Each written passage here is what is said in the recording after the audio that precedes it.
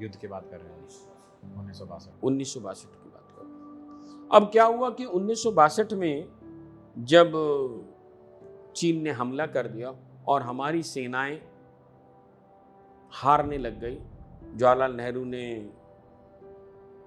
बड़े उससे air India से कहे भी बड़ी वीरता से पीछे हट रही हैं, तो महाराज जी ने बड़ी चिंता थी उनको, और राष्ट्र जो है पुनः संकट में है। तब उन्होंने उस समय में एक माँ का अनुष्ठान करवाया था। पूरे राष्ट्र से, पूरे देश से उन्होंने लगभग 100 ब्राह्मणों को बुलाया था। उसमें एक कंडीशन रखी थी कि जो भी ब्राह्मण आएंगे वह दुर्गा सप्तशती का डेली पाठ करते होने चाहिए, ये उनकी कंडीशन थी बस। तो उनका बाकी तो हो जाएगा। खैर, अब ये सारा दायित्व जो दिया गया वो वैद्यनाथ के शर्मा जी जो हैं उनको दिया गया।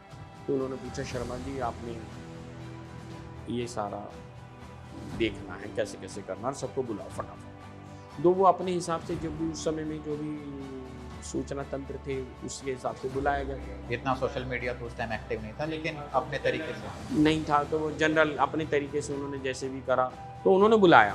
खैर, उस समय 100 लोग तो नहीं, 100 ब्राह्मण तो नहीं आ पाए, लेकिन लगभग 80-85 के करीब ब्राह्मण आए। अलग अलग, दिल्ली से भी कोई गए, पटियाला से गए, अलग अलग राज्यों से, अलग अलग जगहों से, सब जगह से गए। तो जब वहाँ पहुँचे तो महाराज जी ने वहाँ पर अनुष्ठान कराया। माँ बगलामुखी का अनुष्ठान हुआ। माँ बगलामुखी के मंत्रों के साथ साथ माँ धूमावती के भी मंत्रों का संपुटित मंत्र थे।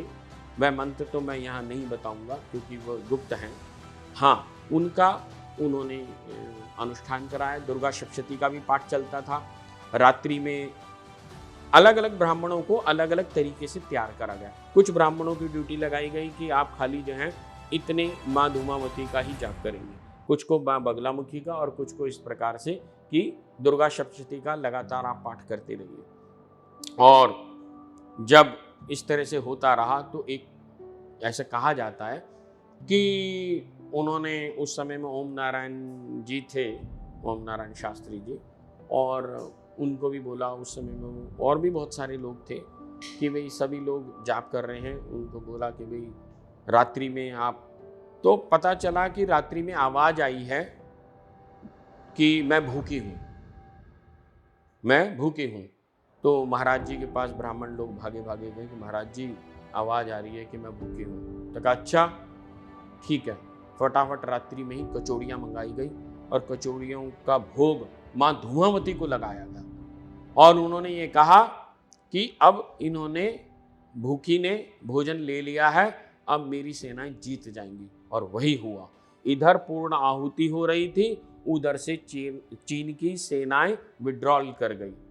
और 1962 में हम हारते हुए भी जीत गए और वो जीतते हुए भी हार गए। और जब चीन की सेनाओं से पूछा गया कि भाई ऐसा क्या हुआ तुम्हारे साथ कि तुम पीछे भी क्यों हट गए, तो कहने लगे पता नहीं क्या बात थी, जैसे जैसे हम आगे बढ़ रहे थे तो हमारा दिमाग, हमारी चेतना खराब होती जाती थी। हमें ऐसा लगता था जैसे ना हमारे कान में कोई गुंजायमान हो रही है और हम पागल जैसे हो रहे थे, और हमारी पीठ पर कुछ हंटर जैसे पड़ रहे थे और हम आगे बढ़ पाने में असमर्थ हो रहे थे। ये चाइना के जो सोल्जर्स, ये जो सोल्जर्स थे, ये उनका बिल्कुल रिटर्न में है।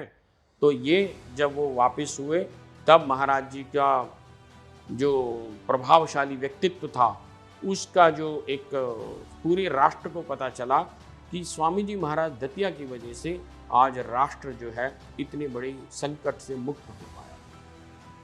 ठीक जैसे मैंने अभी बताया कि हमारे साथ भी वैसे ही हुआ, उसी दिन सीज फायर हुआ। लेकिन अब इसमें सवाल ये उठता है कि माँ है, देवी माँ है या भगवान है, वो तो सिर्फ मार्गदर्शन करते हैं।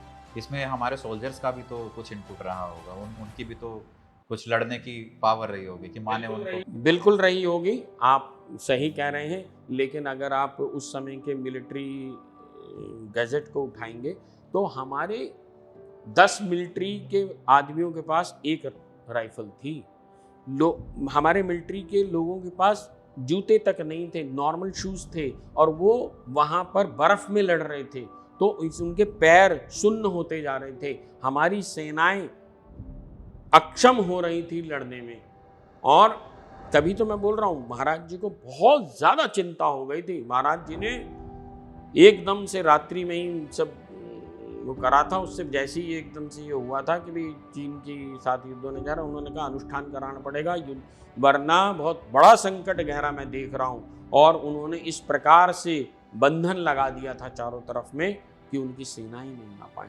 और वैसे भी ये तो खैर एक बहाना होता है कि ब्राह्मणों को बुलाया और ये पाठ कराए, असलियत में तो मेरे स्वामी जी महाराज वो स्वयं शिव स्वरूप है।